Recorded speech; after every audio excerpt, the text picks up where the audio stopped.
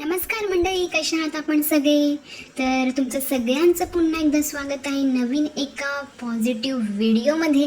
जसं की आपल्या चॅनलचं नाव आहे पॉझिटिव्ह वॉरियर. तर अगदी आपल्याला ह्या चॅनलवरती पॉझिटिव्ह गोष्टी ऐकायला मिळणार आहेत, शिकायला मिळणार आहेत. तर जसं की तुम्ही माझ्या 2 व्हिडिओला अगदी भरभरून प्रतिसाद देत आहात, खूप छान छान पॉझिटिव्ह कमेंट्स करत आहात, तर त्या सगळ्यासाठी मी तुमचे मनापासून आभार मानते. तर मंडळी, आजचा व्हिडिओ हा बेसिकली असणार आहे आपल्या रोस्टर्स ताईंवरती. तर आता बघा, माझ्या व्हिडिओमध्ये मी कुठच्याही रोस्टर ताईचं नाव नाही घेणार, टोपण नावसुद्धा नाही ठेवणार, त्यांचं वारसं वगैरे मी अजिबात नाही करणार. पण म्हणतात ना, समझदार को इशारा काफी है. तर तुम्ही समजून जाऊ शकता. आणि तुम्हाला जर त्या ताईंबद्दल काही आयडिया असेल तर मला कमेंट बॉक्समध्ये नक्की सांगा. तर ह्या ज्या रोस्टर्स ताई आहेत, ह्या गेल्या 7-8 महिन्यापासून अचानकच प्रकट झालेल्या आहेत. आणि जे काही आपले मराठीतले ब्लॉगर्स आहेत, तर त्यांच्या मागे त्या अगदी अशा हात धुवून लागलेल्या आहेत. म्हणजे म्हणतात ना की ह्या 4-5 लोकांनाच आम्हाला टार्गेट करायचं आहे, तर अगदीच त्यांना पळो की सळो असं त्यांनी करायचं ठरवलेलं आहे. पण म्हणतात ना, जिथे निगेटिव्ह आहे तिकडे पॉझिटिव्ह गोष्टीसुद्धा आहेत. तर बोलतात ना की शेरला सवा शेर एक ना एक दिवस भेटतोच. तर तसंच काही ना काहीतरी यांच्यासोबतसुद्धा आता होणार आहे. तर असो, तर ह्या ज्या ताईंचं आहे यांचीसुद्धा एक टोळी आहे बरं का. छान अशी यांची टोळी आहे. आणि मस्त ह्यांचं एकाचा व्हिडिओ आला की लगेच दुसऱ्या दिवशी तीच कॉपी पेस्ट भाषा असते, तेच शब्द असतात, फक्त मागे पुढे फिरवलेले असतात. आणि तेच व्हिडिओ ह्या 3-4 जणी आपल्या व्हिडिओच्या माध्यमातून बोलत असतात. तर या 4-5 ब्लॉगर्सला यांनी का टार्गेट केलेलं आहे? पहिली गोष्ट तर ह्या 4-5 लोकांची फॅन फॉलोईंग खूप जास्त आहे. त्यांना व्ह्यूजसुद्धा खूप चांगल्या प्रमाणात असतात.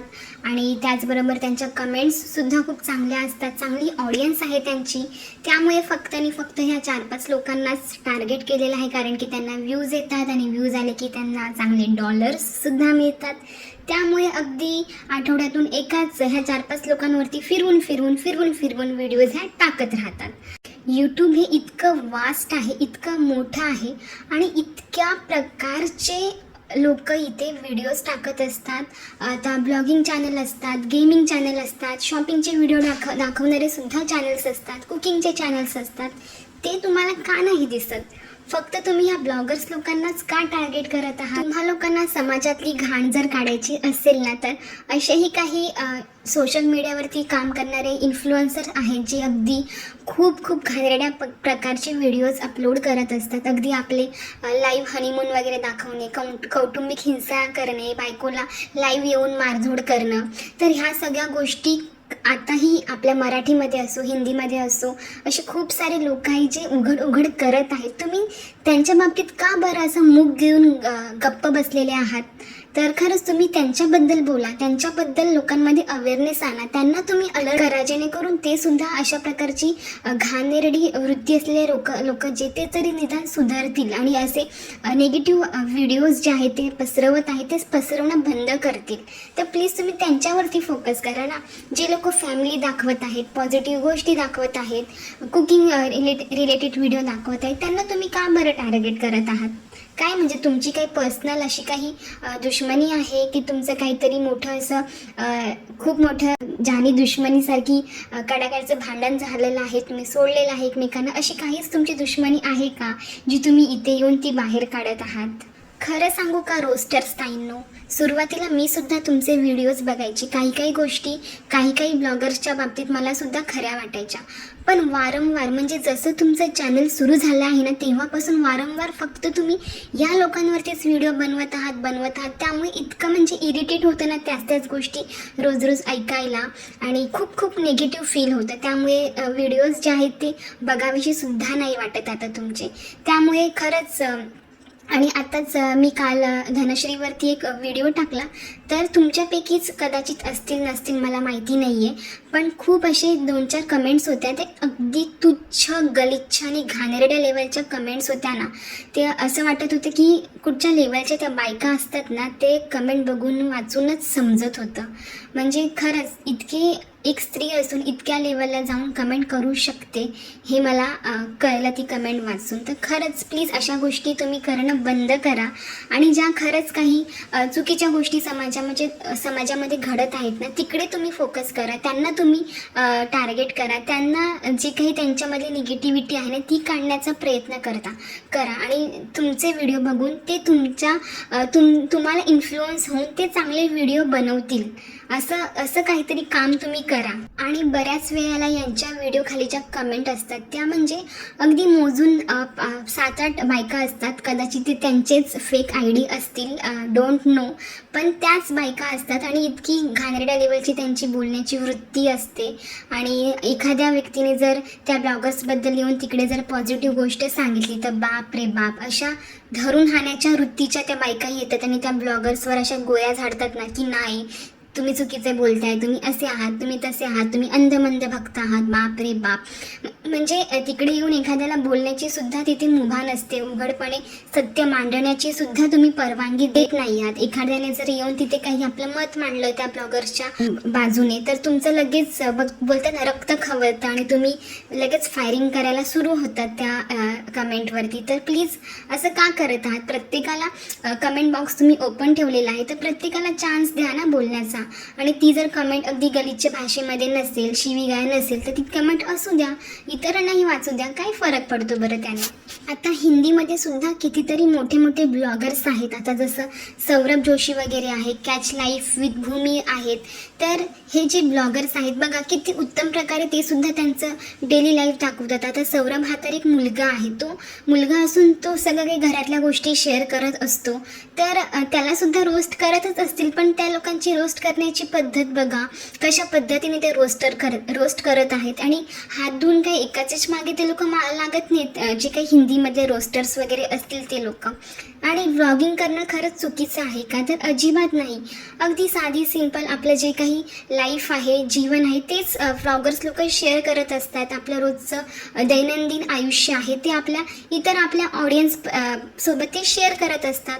आता बघा आपले जे काही डेली सोप्स सिरियल्स असतात रोज लागतात TV वरती आणि त्याच्यामध्ये इतका मीठ मसाला असतो, इतकी भांडणं असतात, इतके मोठे षडयंत्र त्यात दाखवलेले असतात आणि लोकांना माहिती आहे की ते खोटं आहे, फेक आहे, तरीसुद्धा आपली ऑडियन्स जे आहे ते आवडीने बघत असते. तेच जर आपले व्लॉगर्स आपली रिअल लाईफ, आपलं रिअल रुटीन जर आपल्या ऑडियन्सपर्यंत पोहोचत असतील तर त्यात चुकीचं काय आहे? आणि त्यांची ऑडियन्स जर त्यांना भरभरून प्रेम देत आहेत, चांगले चांगले कमेंट्स करत आहेत तर त्याचा त्रास तुम्हाला का होतोय बरं? त्यांना तुम्ही अंधमंद भक्त का बोलता बरं त्यांच्या ऑडियन्सला? आणि कुठचेही यूट्यूबर्स ब्लॉगर्स जे आहेत ते तुम्हाला तर इन्व्हिटेशन देत नाही ना या आणि आमचे व्हिडिओज बघा. आता ते लेवलपर्यंत पोहोचलेले आहेत त्यामुळे त्यांना इतका मोठा ऑडियन्स भेटलेला आहे. त्यातले बरेचसे लोक जे आहेत ते रोज त्यांचे व्हिडिओज बघत असतात, त्यांना सुंदर सुंदर पॉझिटिव्ह कमेंट्स करत असतात आणि त्यांना तुम्ही अंधमंद भक्त बोलता, खोटे बोलता. म्हणजे हे कितपत योग्य आहे? म्हणजे तुम्हाला पुढे जायचं आहे, तुम्हाला त्यांना खालच्या लेवलचं दाखवायचं आहे म्हणून तुम्ही एखाद्यावरती काहीही आरोप लावून पुढे जाल. आणि खरं सांगते तुम्ही जर अशा पद्धतीने पुढे जात असाल ना तर तुम्हाला हे सक्सेस कधीच मिळणार नाही. कारण की एखाद्याची जर हाय आपल्याला लागली ना तर ती खरंच खूप खराब असते आणि खूप म्हणजे आपल्याला आयुष्यामध्ये कुठे नेऊन ठेवल ना हे सुद्धा तुम्हाला कळणार नाही. जसं की मी धनश्रीच्याच व्हिडिओमध्ये सांगितलं की कितीतरी अशा आपल्या ताई आहेत, त्यांचे ऑडियन्स आहेत, ती त्यांना बघून त्या मोटिवेट होतात, त्यांना बघून त्यांना कामं करण्याचा उत्साह येतो. आणि बऱ्याचशा आपल्या ताई आहेत ज्या आपल्या भूतकाळातील जो काही संघर्ष आहे तो सांगत असतात जेणेकरून इतर ताईंना सुद्धा मोटिवेशन मिळेल. आता एखाद्या स्त्रीच्या आयुष्यामध्ये असं काही वाईट प्रसंग घडत असेल, असं काही तिला सासूरवास वगैरे होत असेल तर ह्या ताईंच्या ज्या काही व्हिडिओजमधनं त्यांनी त्यांच्या संघर्षाचा काळ जो आहे तो सगळ्यांसोबत शेअर केलेला आहे, तो बघून कितीतरी ताईंना आत्मविश्वास मिळतो, मोटिवेशन मिळतं, त्यांचं धैर्य जे आहे त्यांना मिळतं.